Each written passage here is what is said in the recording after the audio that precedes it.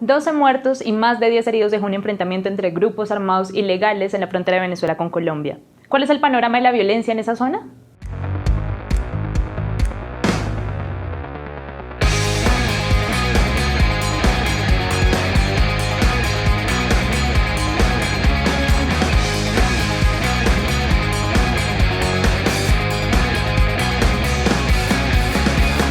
Para dar un panorama más amplio de lo que está ocurriendo en Venezuela, estamos con Pablo Uribe, nuestro editor internacional.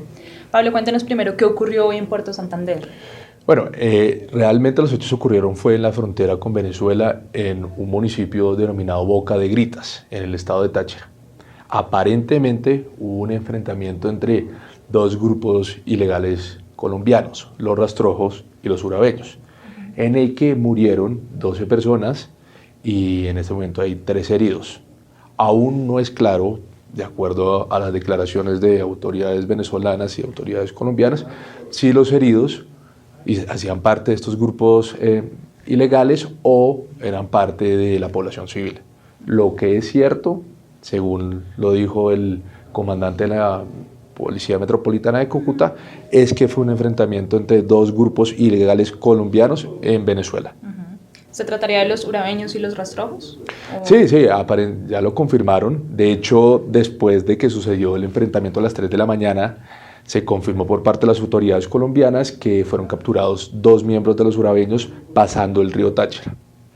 Así que es claro que estamos ante un enfrentamiento de bandas colombianas, como suele pasar casi todos los días. De hecho, muchos grupos ilegales colombianos tienen presencia en la frontera con Venezuela y manejan el contrabando, el narcotráfico y otra serie de negocios ilícitos en esa zona.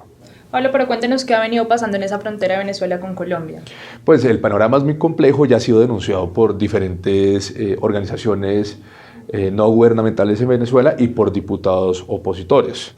De hecho, el diputado Franklin Duarte, con el cual pudimos hablar nosotros en el Nuevo Siglo hace unos meses, nos ha venido contando que el ELN tiene una presencia muy amplia en todas las zonas fronterizas con Colombia. De hecho, el ELN tiene una presencia numerosa en Apure, que es uno de los estados fronterizos con Arauca, pero también tiene presencia en el Táchira y apoya a una serie de grupos ilegales venezolanos denominados colectivos. En este caso era un grupo que se llama el Colectivo del Pueblo, que tiene presencia en Venezuela y sobre todo en el Táchira, el cual ha sido uno de los grupos que le sirven al chavismo para llevar a cabo toda esta campaña de represión contra los grupos opositores en la frontera.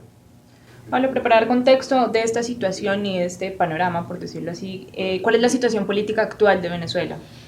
La situación política actual en Venezuela sigue siendo muy incierta, porque la mayoría de líderes opositores han tenido que salir del país. De hecho, ayer a Colombia llegó el diputado Richard Blanco, que era uno de los diputados más importantes a nivel del Parlamento venezolano por su discurso frentero frente al régimen de Maduro. Y aunado a la salida de Richard Blanco, en los últimos 3 meses han llegado a Colombia varios diputados como Luis Florido u otros diputados que han pasado por Colombia o han hecho tránsito en el país para huir hacia Estados Unidos, España o el Cono Sur. Entonces, lo que es cierto es que la oposición está quedando ya sin líderes. Guaidó permanece vigente en Venezuela, sigue haciendo recorridos por todo el país, pero el chavismo sigue dominando toda la estructura estatal y todas las instituciones en el país. Lo que sabemos hasta el momento es que sí siguen avanzando una serie de diálogos o de escenarios exploratorios entre las partes en Noruega.